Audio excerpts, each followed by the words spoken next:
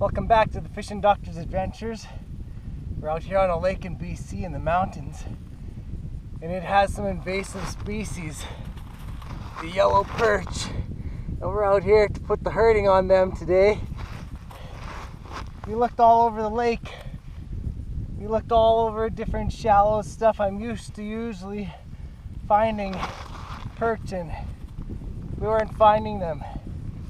So we just searched and searched, drilled tons of holes, and finally we found them.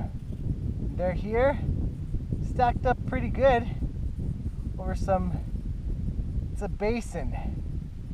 We went off of a flat and off a drop off, and they're back on the flat. There we go, I caught another one.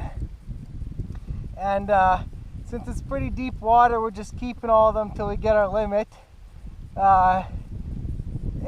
Since they're all about keeper size, oh, that's a decent one. There we go. He's a great eater size, about 9.5 inches.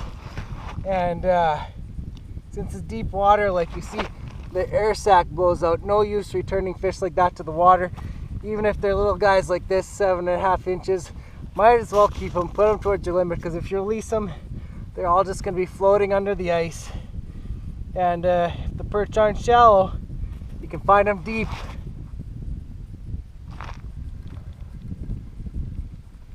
Hooked up on another one.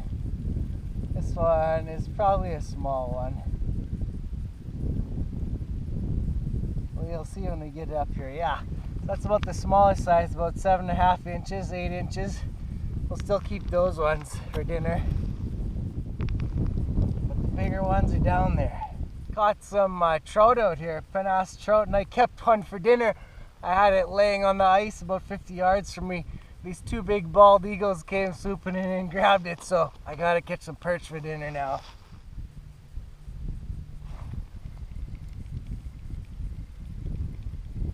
Hooked up with another one. Nice thing is there's more down there. When you come up, just get the hook deck down there quick, because there's a school in the area. And get them and get back down there. There we go. Well, maybe that's a little bit decenter. That's a little bit better one. Yeah, it feels a little heavier. That's a little better fish. Maybe a 9-incher again. 10-incher even. We'll see. Oh yeah. That's a better perch right there. That's what we're after. That's a good one. Swallow that little titanium jig.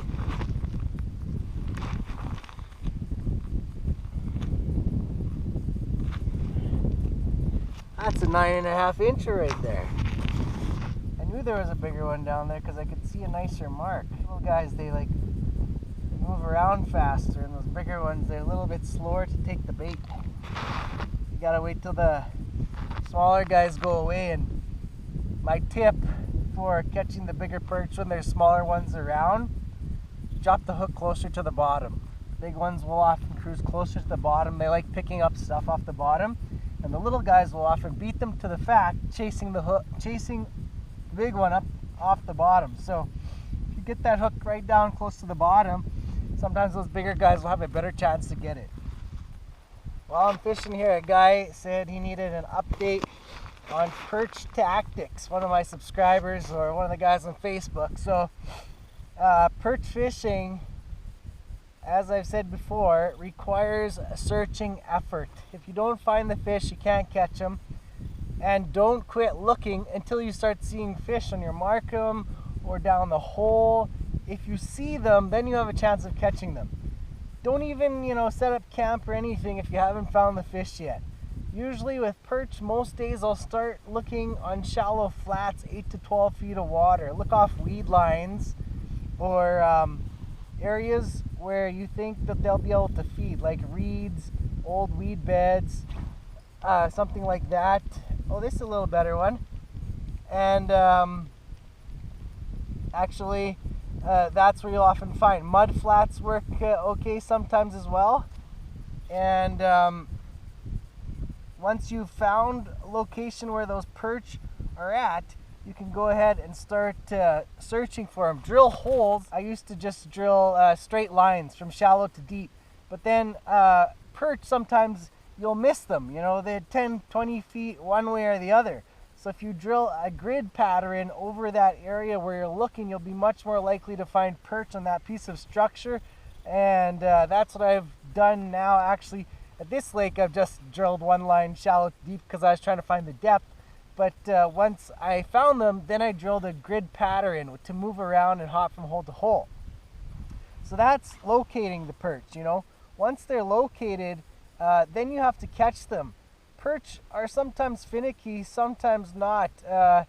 If they're finicky and under high pressure, you often have to downsize your lure choice, and that'll help you catch more fish. Once you've kind of found the fish in the area, usually I'll start with a larger, flashier lure, something like a Castmaster or slender spoon, bait it up with mealworms or maggots, and if they're biting, they'll often, you know, come in aggressively and take those patterns pretty aggressively. If you're not seeing that kind of behavior, go ahead and downsize your presentation to a smaller jig. Sometimes beadhead nymphs, flies work, little tungsten jigs, and make sure your presentation is more subtle and more delicately presented. Sometimes you'll have to experiment with the jigging motion and to get it right. Once you do, once you get the jigging motion right, you'll find that the fish will be more likely to take the bait from you, and you'll get more bites once you're doing the right thing. Oh, I just lost that one. He's swimming back down to the bottom on the mark. So anyways, that's presentation, right? Once you start catching fish, make sure you take the fish off fast, get the hook back down there as fast as you can, because quite often those perch, once they get into an aggressive feeding mode, they'll keep on coming in and hitting that bait pretty quickly. And if you walk away from that hole, give them time to get off that feeding mode, then you'll lose out.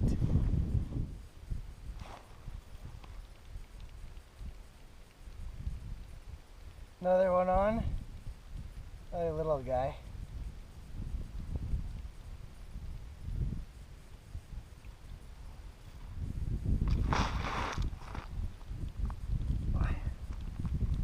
Got one.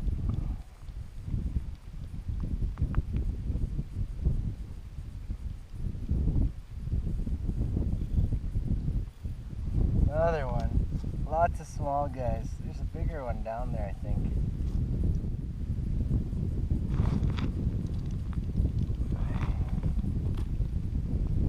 That's not the one I was after. I was after a bigger one down there. Bigger one that kept bumping my hook.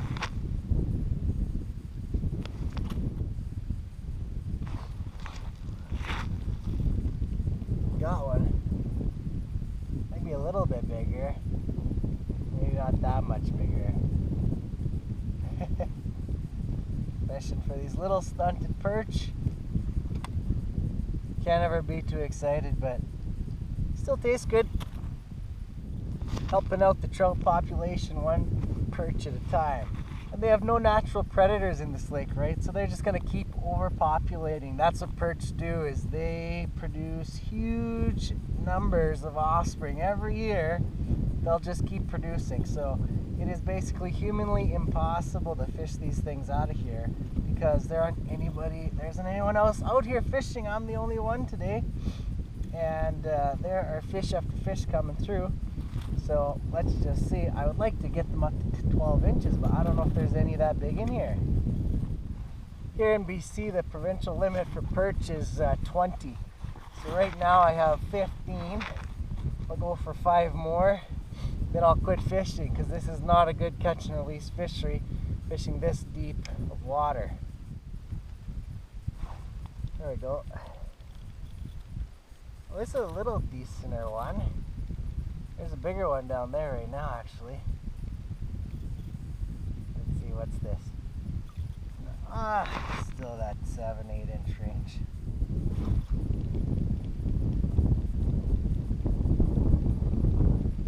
Another guy here. Maybe a little better. Nah, probably the same 7 inch. 8 inch. Just pounding out a limit here fast so I can go back to trout fishing for the evening. These perch have really schooled in here. You know, when I first come there wasn't that much, but the thing is, got a hot hole, the more you fish it, the harder and faster you fish it. Perch attract more perch. Stick to that hole. Don't walk away if you're seeing fish. Change your presentation. Put on new bait. Get a different lure, you know, something else to change up if you're not seeing getting bites. If you're marking the fish, just get that hook down there until you start getting bites. Another key jigging thing when you're not seeing perch, pound the bottom. They like when you stir up that mud. They'll come in to investigate, and quite often that'll bring the fish in from far away, because they often will come eat things, you know, stirred up from the mud. So they like that when you do that, and it's a good thing to bring the fish in when you're not seeing much on the screen.